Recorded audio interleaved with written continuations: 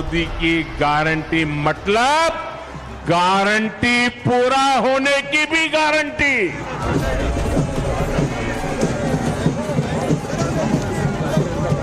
देश देख रहा है एक अकेला कितनों को भारी पड़ रहा है, एक अकेला कितनों को भारी पड़ रहा है।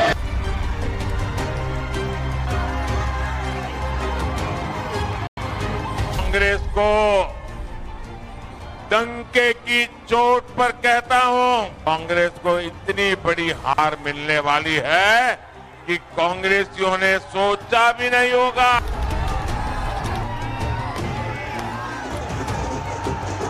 चुनाव उनको सजा देने का चुनाव है और आपके एक वोट में उनको सजा देने की ताकत है।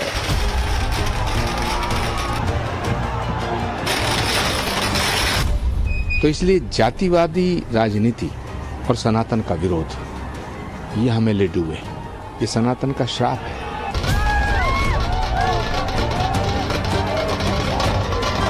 देखिए, प्रधानमंत्री जी के प्रति जनता के मन में प्रेम और विश्वास, उनकी गारंटी पे भरोसा जन जन के मन में है। वे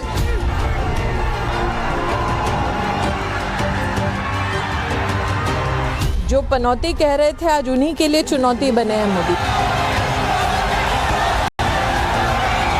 राजस्थान में जादूगर की जादूगरी का क्या हुआ? बिल्कुल फेल हो गई। फेल हो गई है।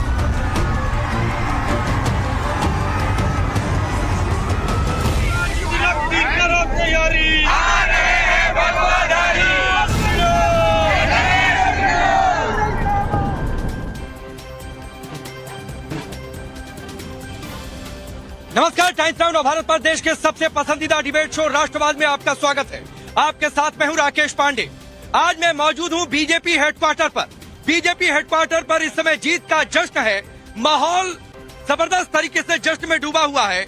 वजह बिल्कुल साफ है, 3 राज्यों में हिंदी भाषी प्रदेशों में बीजेपी ने जिस तरीके से जीत का परचम लहराया है, सवाल उठने लगे हैं कि क्या इससे 2024 का संकेत मिल रहा है। सबसे पहले मैं आपको तस्वीरें दिखाता हूं, जरा कैमरा पैन करके तस्वीरें दिखाइए। ये बीजेपी हेडक्वार्टर के बाहर अब से करीब 1.5-2 घंटे बाद यहाँ पर प्रधानमंत्री मोदी का आगमन, और उस आगमन के बाद यहाँ पर एक संदेश जाहिर सी बात है। और देखिए, बड़ी तादाद में यहाँ पर महिलाएं भी हैं। एक बड़ी जीत बीजेपी ने हासिल की है। आप लोग क्या कह रही है इस बड़ी जीत पर? मोदी जी देश के हर व्यक्ति के दिल में रहते हैं। विशेष रूप से जो बहनों के लिए उन्होंने किया है, किसी सरकार ने ना आज तक किया है और शायद कोई कर भी नहीं पाएगा। ठीक है, मैं कुछ और तस्वीरें देखिए। दिल्ली के अलग अलग जगहों से किस तरीके से यहाँ पर लोग आए। बड़ी जीत बीजेपी की 3 राज्यों में। लगता है कि 24 का रास्ता साफ हुआ। 2024 में नरेंद्र मोदी जी के नेतृत्व में आप देखना, जनता ने विश्वास कर लिया है। 350 और 400 के बीच में मोदी जी सीटें लेके, समझ लो ये जो अब रिजल्ट आए हैं कि प्रधानमंत्री ने। आप लोग अभी नारा लगा रहे थे कुछ 400 के पार, क्या नारा था? अब की बार 400 पार, अब की बार 400 पार, अब की बार 400 पार, अब की बार 400 पार, अब की बार 400 पार, अब की बार 400 पार, अब की बार 400 पार। एक बात और है, इससे पहले कि मैं आगे रुक करूं, राहुल गांधी प्रधानमंत्री मोदी को पनौती कह रहे थे। आज आप लोग क्या कहेंगे? मच्छर है, उनको जवाब मिल गया। नरेंद्र मोदी जी के लिए राहुल गांधी कुछ कह दे, हम नेता नरेंद्र मोदी को मान लेंगे। पीछे देखिए, यहाँ पर अलग अलग जगहों से बैंड पार्टी के साथ लोग यहाँ पर आए हैं। लेकिन उससे पहले तस्वीरें जरा देख लीजिए। 3 राज्यों में बम्पर जीत मिली है। 2024 में 400 पार की क्या ये गारंटी है, इसको लेकर लगातार चर्चा। और लोग लगातार यहाँ पर बीजेपी हेडक्वार्टर के बाहर कह रहे हैं, नारे लग रहे हैं कि मोदी है तो मुमकिन है। क्या ये बात साबित हो गई है? और सवाल ये भी है कि बीजेपी की जीत और कांग्रेस की करारी हार से इंडिया गठबंधन में आगे क्या होने वाला है, आज इस पर हम चर्चा करेंगे। लेकिन उससे पहले आज के नतीजों से जो तस्वीर निकलकर सामने आ रही है, उस तस्वीर को आप समझिए। बीजेपी ने 3 राज्यों में बम्पर जीत हासिल की है। वहीं तेलंगाना में भी वोट शेयर में जबरदस्त तरीके से उछाल आया है। और इसका मतलब क्या है, जीत की बड़ी बातें क्या है? 3 राज्यों में जनादेश, तो क्या ये मोदी मतलब जीत की गारंटी है? 2024 से पहले ब्रांड मोदी क्या और मजबूत हो चला है, और इसका असर जबरदस्त तरीके से, धुआंधार तरीके से क्या 24 के चुनाव में देखने को मिलेगा? 9 साल बाद भी प्रधानमंत्री मोदी का जलवा क्या कायम है, क्योंकि राज्यों में जहां पर प्रधानमंत्री मोदी के नाम पर चुनाव लड़ा गया, मुख्यमंत्री का कोई चेहरा आगे नहीं किया गया, मोदी के नाम पर जनता की मुहर और मोदी के नेतृत्व, क्या ये जादू है? अब एक नजर आज चुनाव के नतीजों के मायने क्या, और इस बीच देखिए किस तरीके से लोग अलग अलग प्रधानमंत्री मोदी के कटआउट, भाजपा के झंडे, ये सब कुछ लेकर आ रहे हैं। मोदी जी ने जिस तरीके से आज 3 अपना क्षेत्रों के अंदर जो सरकार बना के दिखाई है, 2024 में क्लियर हो चुका है कि फिर एक बार तीसरी बार मोदी सरकार। ठीक है, 3 राज्यों में बीजेपी की जीत, क्या 2024 की पिक्चर क्लियर हो रही है? क्या ये जीत का ये मायने है? 4 राज्यों के इन नतीजों में क्या 2024 के चुनाव का ट्रेलर दिख गया? एक अकेला मोदी क्या सब पर भारी? मोदी मतलब जीत की गारंटी, इस बात की भी लोग चर्चा कर रहे हैं। मोदी को गाली देना या उनके खिलाफ जिस तरीके से शब्दों का इस्तेमाल किया गया, क्या ये बहुत ज्यादा विपक्ष को भारी पड़ गया?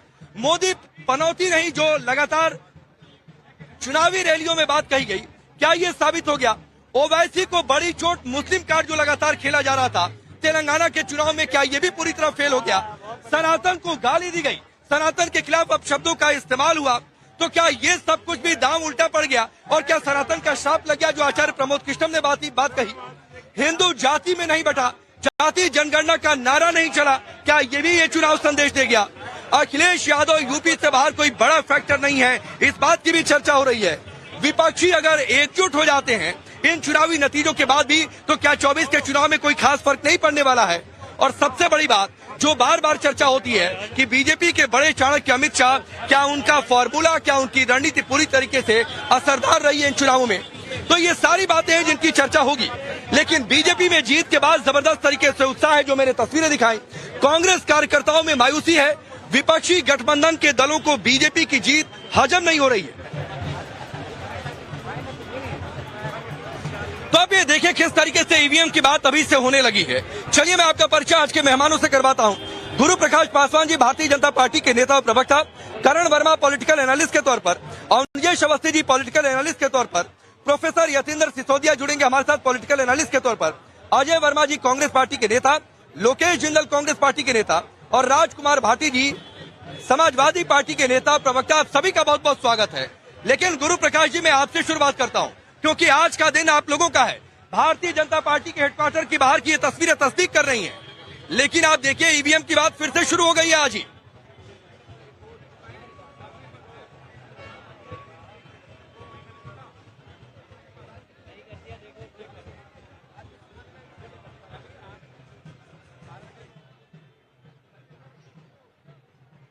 गुरु प्रकाश जी आपकी आवाज नहीं आ रही है, शायद आपने म्यूट करके रखा है, अनम्यूट कर लीजिएगा।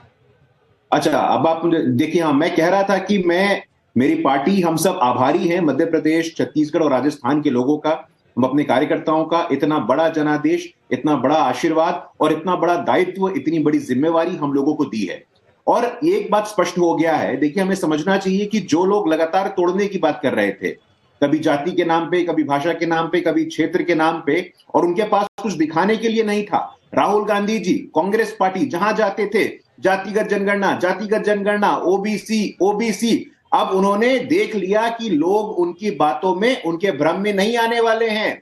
कल ही मैं देख रहा था, कांग्रेस पार्टी ने एक सूची जारी की है कि कौन लोग जाएंगे पर्यवेक्षक बनके। उसमें कोई भी दलित नहीं है, कोई भी ओबीसी नहीं है, कोई भी महिला नहीं है। ये सिद्ध हो गया कि इस देश का, ओबीसी का, एससी का, एसटी का, सब समाज का सबसे बड़ा नेता अगर कोई है तो वो नरेंद्र दामोदर दास मोदी है, और कोई नहीं है।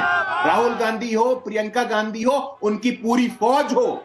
लेकिन आज मध्य प्रदेश, छत्तीसगढ़ और राजस्थान की जनता ने बता दिया है, और हम आश्वस्त हैं कि आने वाले 2024 के आम चुनावों में वर्तमान से भी बड़ा मैंडेट भारतीय जनता पार्टी को मिलने जा रहा है। आप अपना राग अलापते रहिए। अब आप कल को उत्तर दक्षिण शुरू कर देंगे कि उत्तर में हम हैं, दक्षिण में वो हैं। ऐसे देश को मत बांटिए। ये देश एक था, ये देश एक है, और ये देश एक ही रहेगा। और नरेंद्र मोदी जी के नेतृत्व में हम 5वीं सबसे बड़ी अर्थव्यवस्था बने हैं। हम तीसरी, दूसरी और नंबर 1 की अर्थव्यवस्था कैसे बने, टिप्पणी मैं लोकेश भाई आपकी भी लेता हूं। तमाम बातें कही गई, पता नहीं क्या क्या नारे लगे, मोदी तेरी कब्र खुदेगी भी की नारे लग गए, मोहब्बत की दुकान की बातचीत हुई, सारे नारे, सारे डायलॉग फेल साबित हो गए चुनाव में।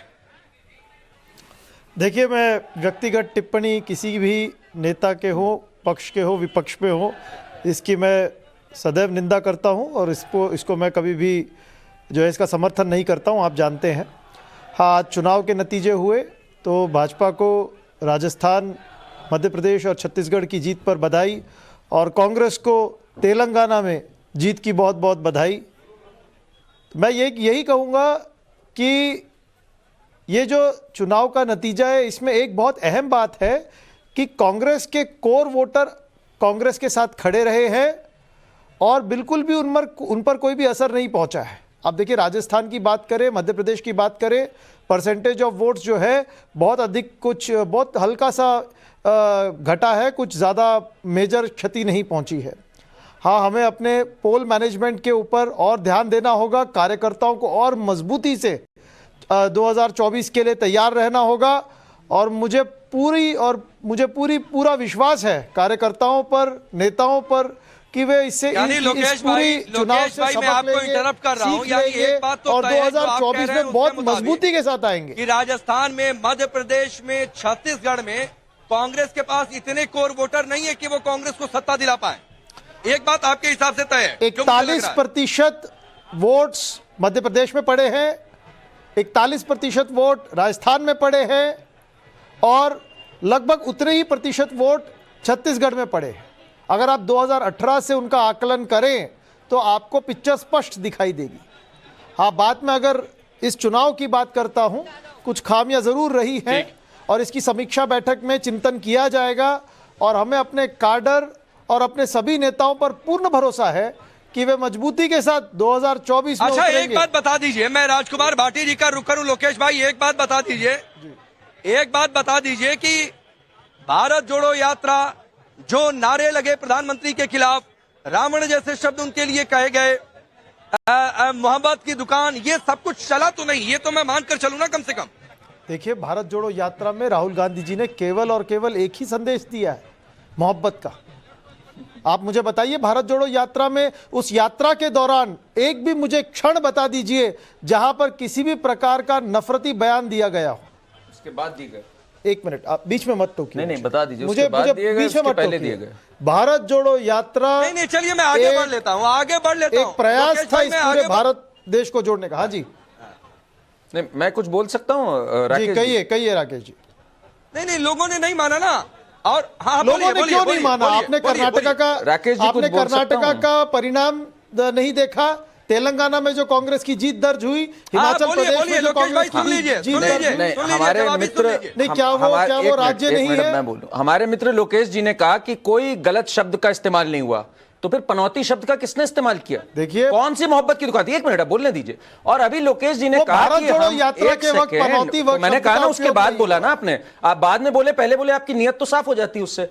फिर इन्होंने भी कहा कि भाई हम वही हैं, यानी इनका कहने का मतलब है हम वही हैं, बाकी आगे निकल गए। बहुत बढ़िया, अगर आप इससे संतुष्ट हैं कि आप वही बने हुए हैं और बाकी सब बीजेपी आगे निकल गई, तो आपको मुबारक।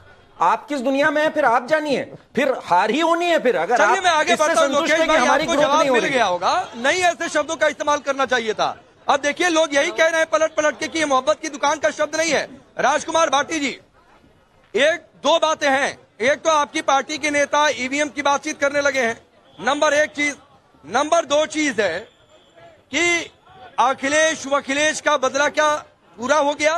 क्योंकि बहुत सारी बातें हुई हैं इस बीच में। नहीं, इसे इस तरीके से कह सकते हैं कि कमलनाथ जी का जो अतिरिक्त आत्मविश्वास था या कह लें कि घमंड था, उसका उन्हें नुकसान हुआ। बाकी हम किसी से बदला लेने के लिए नहीं लड़ रहे थे, ना हमारी किसी से शत्रुता है, ना लोकतंत्र में शत्रुता होनी चाहिए। हम अपनी पार्टी को मजबूत करने के लिए लड़ रहे थे। अब जो आप कह रहे हैं कि पहली बात तो जो जीते हैं उनके लिए बधाई, और जनता का निर्णय है, जनता के निर्णय का हमेशा सम्मान होना चाहिए। लेकिन अपनी हार की समीक्षा करेंगे, उस हार से सीखेंगे, और ज़्यादा समीक्षा करने की ज़रूरत कांग्रेस को है। विपक्ष की तमाम पार्टियों को बैठ के रणनीति अब अगले लोकसभा चुनाव के लिए बनानी चाहिए। क्या क्या कमियां रही हैं, क्या क्या, आप जैसे आपने जाति जनगणना का मुद्दा उठाया, जाति जनगणना का मुद्दे पे हम कायम रहेंगे, सामाजिक न्याय के मुद्दे पे हम कायम रहेंगे।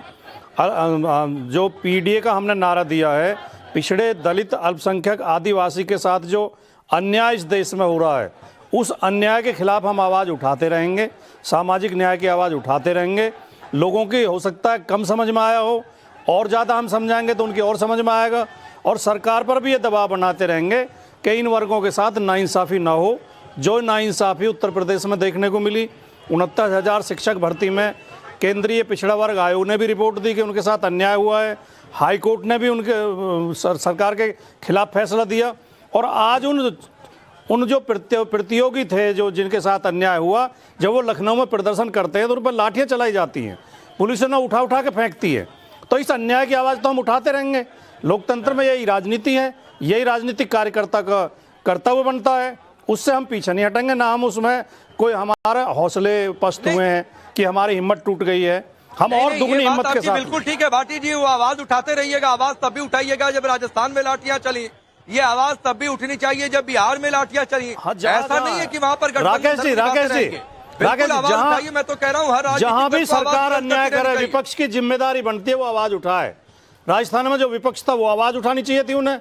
अब आप ये चाहते हो कि सत्ता पक्ष का काम, विपक्ष का काम सब हम ही करें, बीजेपी कुछ नहीं करेगी। अच्छा, मेरा फोन कट गया था, एक बात बता दीजिए, मेरा फोन कट गया था, एक बात बता दीजिए कि अखिलेश का बदला पूरा हो गया, आपके मन में क्या चल रहा है, या समाजवादी पार्टी के मन में क्या? मैं सुन नहीं पाया था आपकी बात। नहीं, मैंने इसका जवाब ये दिया था कि हम बदला लेने के लिए नहीं लड़ रहे थे, हम कोई इस तरह की शत्रुता किसी से नहीं पालते हैं।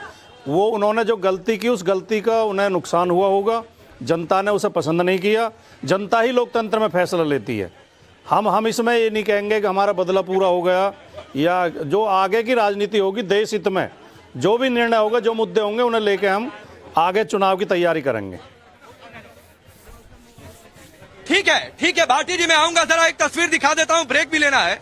आप देखिए किस तरीके से थोड़ी देर में गेट खुलेगा, लोग यहां पर जाएंगे। प्रधानमंत्री मोदी के मास्क लगाकर लोग आए हैं, मुखौटे लगाकर। जरा ये तस्वीर देखिए, यहाँ पर किस तरीके से प्रधानमंत्री मोदी के मुखौटे लगाकर लोग यहाँ पर पहुंच रहे प्रधानमंत्री मोदी को सुनने के लिए। भारत माता की, जो करके दिखाया, क्या दिखाया, वो करके दिखाया है। ठीक है, एक ब्रेक का वक्त है, बहुत जल्द वापस लौटते हैं। आप सभी हमारे साथ बने हैं।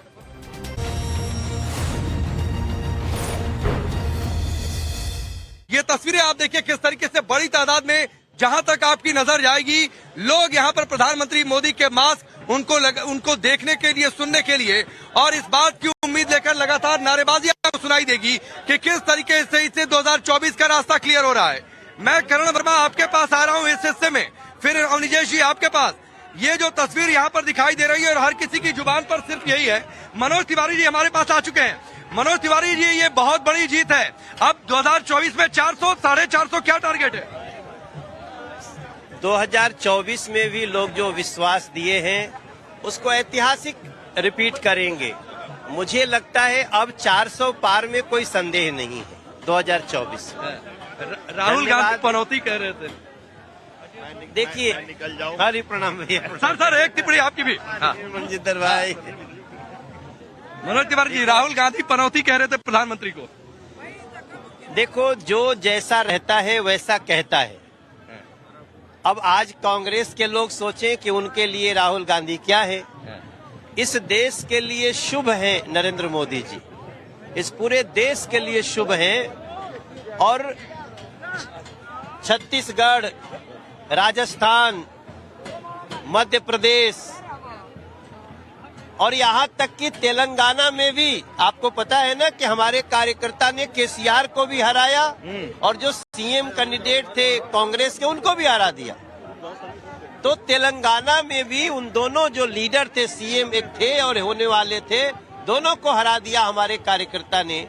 ये जो विश्वास है वो इसलिए है कि देश की जनता नरेंद्र मोदी जी में अपना शुभ देखती है, और उनके साथ चलते हुए भारत को 2047 तक विकसित देश बनाना चाहिए। हमको पता है आपको अंदर जाने की जल्दबाजी है। चलते चलते एक गाना तनी भोजपुरिया स्टाइल में हो जाओ, राहुल गांधी खातिर जौन माहौल बनल बा ओकरा खातिर। देखिए, हम लोग छत्तीसगढ़ में एक गाना गाते थे कि अब नहीं सही वो बदल के रही वो, जन जन के तैयारी है, जैसा देखा वैसा पाया, अपन मनोज तिवारी है। नरेंद्र मोदी जी की अब तो नरेंद्र मोदी जी की अब तो आगे की तैयारी है। नरेंद्र मोदी भारत का सपूत, सब सनातन विरोधियों पे भारी है। आप लग गया सनातन का? लग गया है जी, बहुत, और अभी बहुत लंबा लगेगा। विकास भी करना है, सभी धर्मों का सम्मान भी करना है, सनातन का गौरव भी बढ़ाना है और भारत को चांद पे पहुंचाना है। सब कुछ करते हुए आगे बढ़ रहे हैं हमारे नरेंद्र मोदी जी। अभी आगे तो मैं तो सोच रहा हूँ आज उनको सामने से प्रणाम करते हुए कहूँ कि आप हे भारत के शुभ, यूं ही बढ़ते रहना। भारत को बहुत आशाएं हैं, उन आशाओं पे चलते रहना। चलिए, बहुत बहुत धन्यवाद मनोज तिवारी जी हमसे जुड़ने के लिए, बातचीत करने के लिए। तो मनोज तिवारी को आप सुन रहे थे, किस तरीके से अपने अंदाज में उन्होंने बातें कही हैं। भीड़ बहुत ज्यादा है। करण वर्मा, एक आपकी टिप्पणी, फिर अनिल जी एक टिप्पणी मैं आपकी भी लेता हूँ जल्दी, क्योंकि बहुत सारी बातें सनातन को लेकर टिप्पणियां, फिर किस तरीके से पनौती जैसे शब्द का इस्तेमाल किया गया। बिल्कुल। देखिए, आज एक बात तो साबित हो गई कि ब्रांड मोदी इतने साल बाद भी अलाइव है, सार्थक है और जीत दिला के आगे बढ़ सकता है। प्रधानमंत्री ने आज अपनी साख आगे लगाई थी इन 3 राज्यों में। कोई लोकल लीडर को उन्होंने नहीं आगे किया था कि वो सीएम फेस होगा, और जीत भी दिलाई, और ऐसे समय पे दिलाई जब बहुत लोग कह रहे थे कर्नाटका के बाद कि अब मोदी मैजिक जा रहा है, पर मोदी मैजिक कहीं नहीं जा रहा है। देखिए, फॉर्चून हमेशा ब्रेव को फेवर करती है। कहा जाता है ना, जो बहादुर होता है वही जीत के निकलता है। प्रधानमंत्री ने आज शौर्य दिखाया कि अपना नाम आगे रखा और लिया सामने चुनाव। देखा जाएगा क्या होता है, और जीत के निकले। बहुत बड़ी जीत है। और सोचिए, पिछली बार जब ये तीनों राज्य कांग्रेस जीत गई थी तो भी ये लोग 2019 में हार गए थे, क्लीन स्वीप हुआ था इन तीनों में। तो इस बार जब जीत गई है बीजेपी तो फिर क्या होगा ये सोचा भी नहीं जा सकता। इसलिए मेरे हिसाब से बहुत बड़ी जीत, और ये जो हम उत्साह देख रहे हैं ये बिल्कुल सही है। वाकई ही नरेंद्र मोदी ने आज इनका सर गौरव से गदगद कर दिया।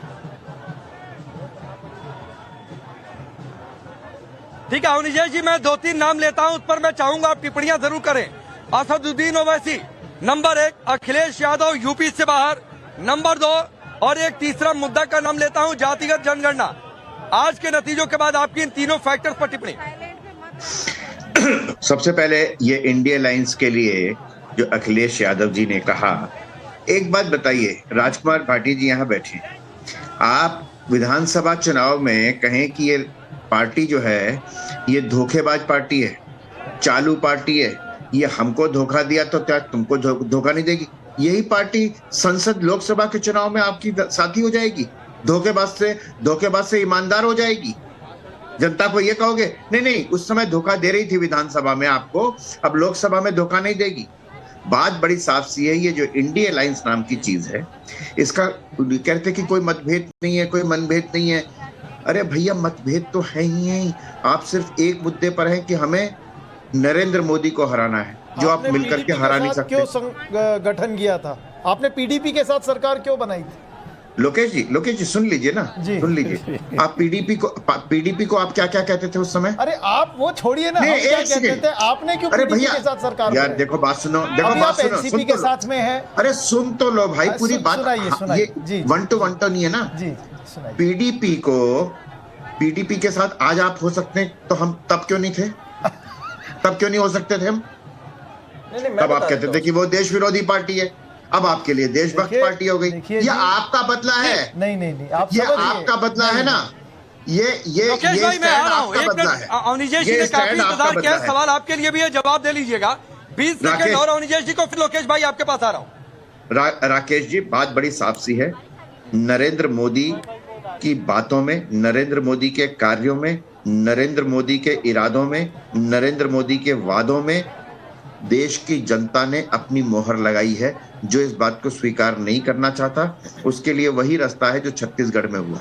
राकेश जी, एक बात सुनिए, राजस्थान और मध्य प्रदेश के बारे में तो जो एग्जिट पोल आए थे वो अलग अलग आए थे, लेकिन छत्तीसगढ़ में तो कोई भी नहीं कह रहा था लोकेश जी।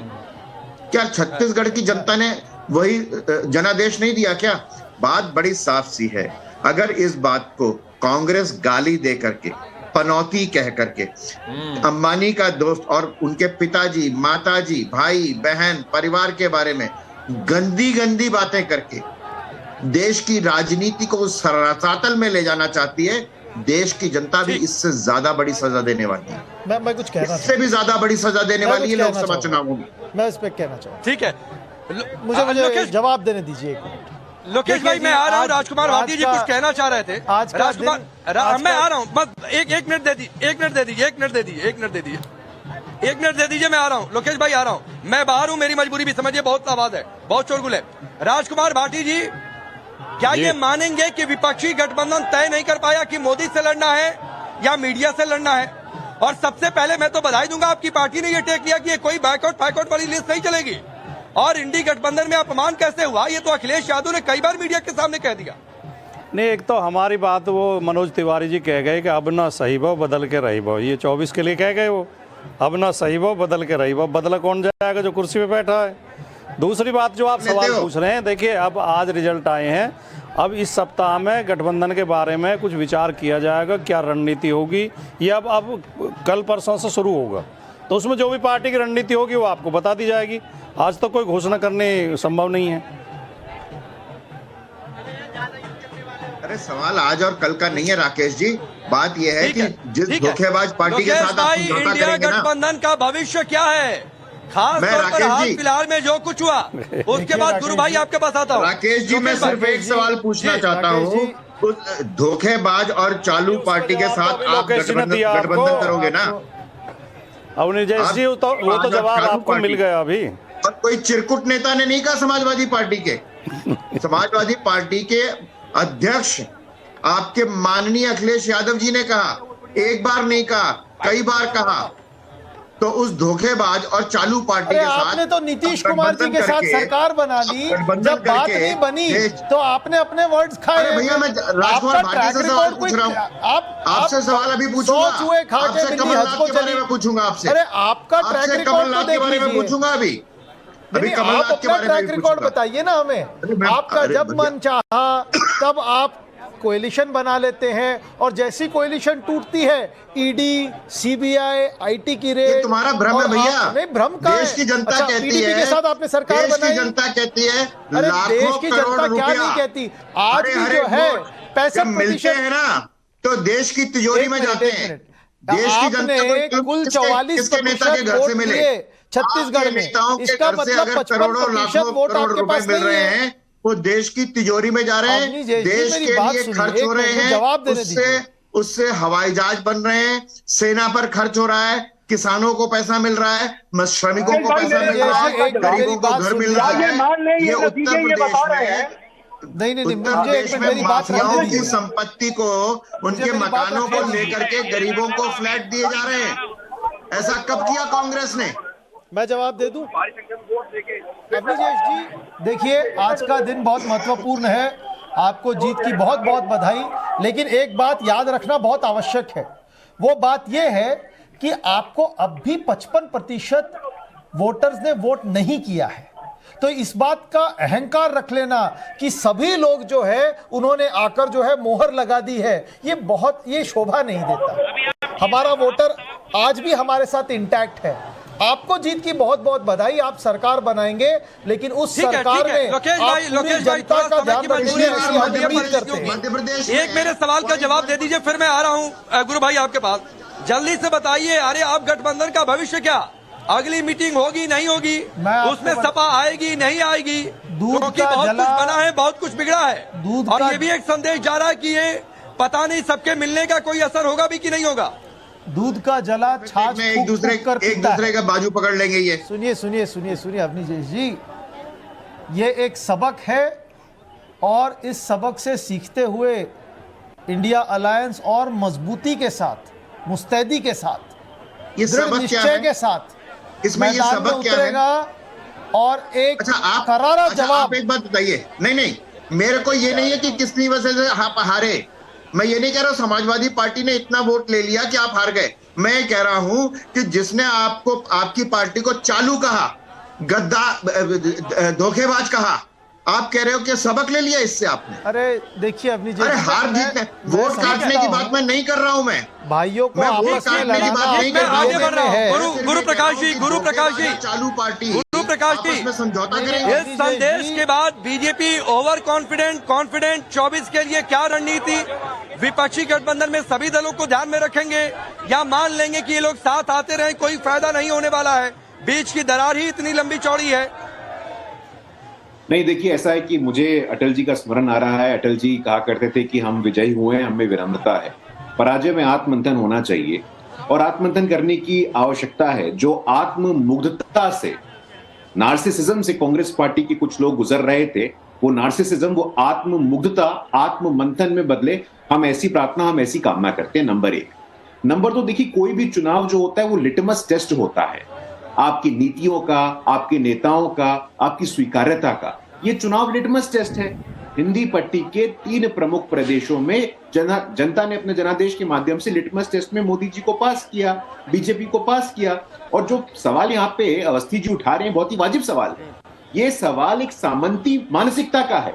अखिलेश यादव जी सम्मानित नेता हैं, पिछड़े वर्ग के नेता हैं, लेकिन अखिलेश यादव जी के लिए किन किन शब्दों का उपयोग कांग्रेस पार्टी के लोग करते हैं, ये सवाल सामाजिक रूप से खड़ा होता है। देखिए पॉलिटिकल डिस्कोर्स में, राजनीतिक विमर्श में पिछड़े वर्ग के सम्मानित नेता, उत्तर प्रदेश के मुख्यमंत्री रहे अखिलेश यादव जी के लिए ऐसी शब्द शोभा नहीं देती है। और यही कारण है, देखिए कांग्रेस पार्टी जो स्ट्रक्चर है, ये मोदी जी को स्वीकार नहीं करेगी। मोदी जी बैकवर्ड कास्ट के हैं। ये संविधान के सर्वोच्च स्थान पर बैठी आदिवासी की बेटी को स्वीकार नहीं करेगी कि वो आदिवासी की बेटी है। कोई पिछड़ा वर्ग इनको स्वीकार नहीं है। तो ये सामंतशाही, सामंतवादी जो मानसिकता है कांग्रेस पार्टी की, उसकी हार है। मैं आपके बीच में नहीं बोल रहा था भैया, इसलिए हटा दिया मैं आपके बीच में नहीं बोल रहा था, क्योंकि वे ओबीसी थे। अरे आप अपना ट्रैक रिकॉर्ड देखिए, इसके कारण तेलंगाना की जनता ने आपको खदेड़ दिया है वहां से। अरे थोड़ा तो समझ लीजिए आप। अरे आप थोड़ा तो सब, आप क्या बातें कर रहे हैं? आप बैकवर्ड क्लासेस की क्या बात कर रहे हैं? आपने क्यों निकाला बंटी संजीव कुमार को? लोकेश जी, नो, आपने क्यों निकाला बंटी संजय कुमार को? अरे भाई अब नहीं, जब आपको तेलंगाना का वर्डिक्ट नहीं दिखा क्या? आपने देखा तेलंगाना की जनता ने आपके साथ क्या किया? 10 सीटें भी मिली आपको? नहीं मिली। आपको प्रवचन मिलने का मौका मिल गया। लोकेश भाई, अगर आप जो सवाल पूछ रहे हैं तो मान लीजिए उसका तेलंगाना में आप लोगों को एक तरीके का कंसोलेशन प्राइज मिल गया। अरे कंसोलेशन प्राइज काय का कंसोलेशन प्राइज? की बातचीत कर लीजिए। ये तो बहुत गलत है। दूध का जरा छाछ कर पीता है आपका ये कंपैरिजन बहुत गलत है राकेश जी। चलिए ये चर्चा आगे बढ़ती रहेगी, लेकिन एक बार मैं तस्वीरें दिखा देता हूँ, जरा तस्वीरें दिखा देता हूँ। ये तस्वीर आप देखिए, चूंकि वक्त कम है, बीजेपी हेडक्वार्टर में जबरदस्त तरीके से नारेबाजी हो रही है। जिधर आपकी नजर जाएगी उधर यहाँ पर प्रधानमंत्री मोदी के नारे लग रहे हैं। मैं आपको और तस्वीरें दिखाता हूँ। आप देखिए किस तरीके से लोग यहाँ पर प्रधानमंत्री मोदी के मास्क लगाकर यहाँ पर आए हुए हैं। तो ये तस्वीरें हैं और लगातार यहाँ पर नारेबाजी। इन्हीं तस्वीरों के साथ यहाँ पर रुकेंगे ब्रेक के लिए। आप सभी का बहुत बहुत शुक्रिया।